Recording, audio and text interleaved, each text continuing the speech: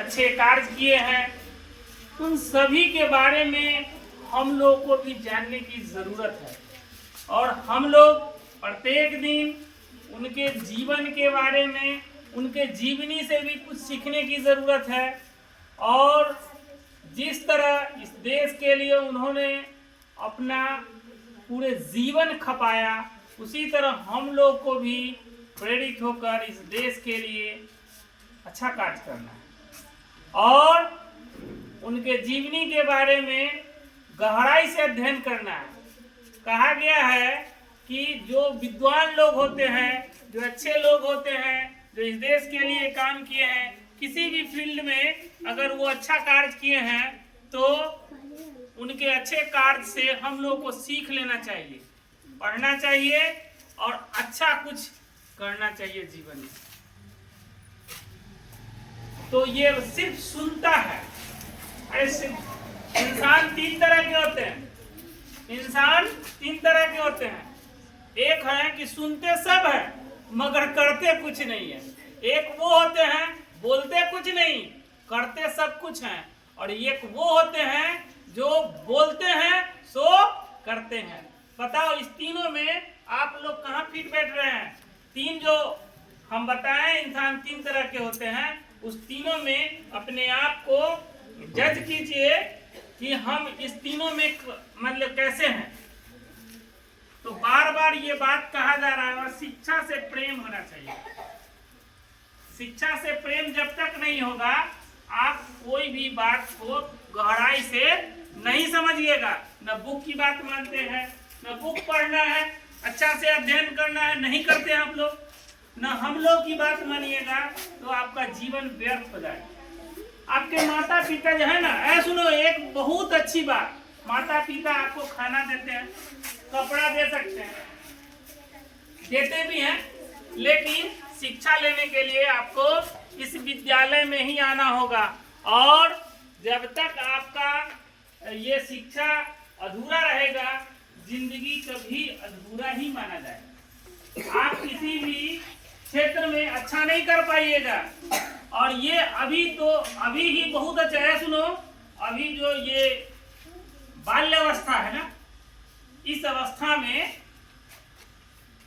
आपके जो जीवन को संवारने का जो वक्त मिला है वो आप कीजिए, और नहीं तो बहुत कष्ट है। ये हम बार बार बोल रहे हैं। और प्रत्येक दिन हम लोग यहाँ कहते हैं कि एक न एक जो महान पुरुष है उनके जीवनी के बारे में जानकारी रखना है। हम सर द्वारा भी बताया गया, हम भी बोले हैं, जैसे हम बार बार जीवनी क्यों जानते हैं? उनके जीवन से हम प्रेरित होते हैं। उनके वो कैसा कार्य किए, किस विपरीत परिस्थिति में वो अपने आप को बेहतर ढंग से कार्य किए।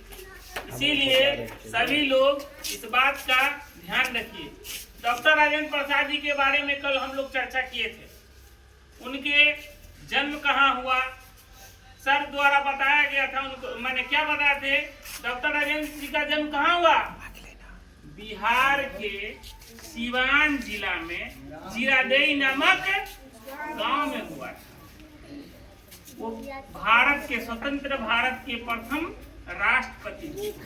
वे अच्छे राजनीतिज्ञ, वकील और बहुत विद्वान व्यक्ति थे। उनके बारे में सर बताए थे कि एग्जाम, बहुत सारा कहानी बताए। तो एग्जाम देने गए, देर भी हुआ और देर आने के बाद भी वो 6 सवाल में 5 सवाल का जवाब देना था, जिसमें वो 6 सवाल का जवाब दिए और उसमें लिख भी दिए सी यानी 5 क्वेश्चन, यानी किन्हीं 5 गो का आप देख सकते हैं। इंग्लिश में लिखे थे वो। तो उसमें हम करे वो कितने विद्वान थे, लेट भी हुए और अपने कार्य के प्रति बहुत ही समर्पित थे। डॉक्टर भीमराव अंबेडकर जी के बारे में कहा जाता है, उनके समय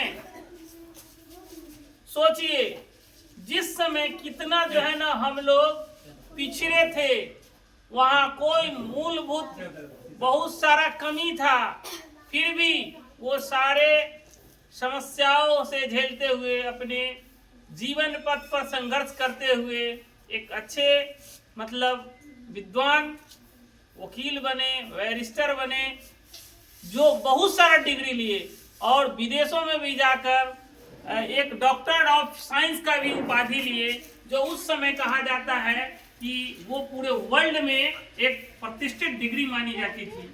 और छुआछूत के विरुद्ध उन्होंने आवाज उठाया। और आज जो है रिजर्वेशन की बात हम लोग करते हैं, तो उन्हीं के द्वारा संविधान में ये बात वर्णित की गई, जिसके वजह से पिछड़े वर्गों को, एससी को, एसटी को आरक्षण मिलता है। और संविधान को भी बहुत बेहतर ढंग से लिखे, उस संविधान के अनुसार ही ये देश चल रहा है। सोचिए कितने विद्वान थे, और उनका जीवनी पढ़िए, बार बार बोलते हैं, वो बहुत ही गरीबी अवस्था से गुजरे, बहुत ही अभाव में अपने आप को मतलब जीवन यापन किया, और उसी अवस्था में वो धीरे धीरे पढ़े भी, और पढ़कर इस देश के लिए अच्छा कार्य किया। तो इसीलिए आप लोग को बार बार प्रत्येक दिन ये कान खोलकर सुनो, सिर्फ सुनता है मजा लेता है, सिर्फ सुनता है मजा लेता है। अरे कुछ अच्छा तो करो, क्या अच्छा करना है ना। अभी जैसे एक राहुल संकृत्यायन एक अच्छे लेखक थे, और उनके बारे में भी कहा जाता है कि बहुत अच्छा से पढ़ रहे थे, तो बगल से बरात क्रॉस की ना, तो उनसे जब कोई आदमी पूछने आया तो कि इस माह गया है बारात, तो वो कहे कि हमको तो पता ही नहीं है। तो आप लोग सोचिए, किसी भी कार्य क्षेत्र में आप इतने समर्पित और कंसंट्रेट होकर, ध्यान केंद्रित होकर कार्य कीजिए, ताकि जीवन में कुछ अच्छा हो। अगला बच्चा को मौका दीजिए। अब जो है ना सर, हमको लगता है ना कि इस सबको इतना अच्छा से तैयारी नहीं कर पाते। जाओ बोलो अगला, कल बता।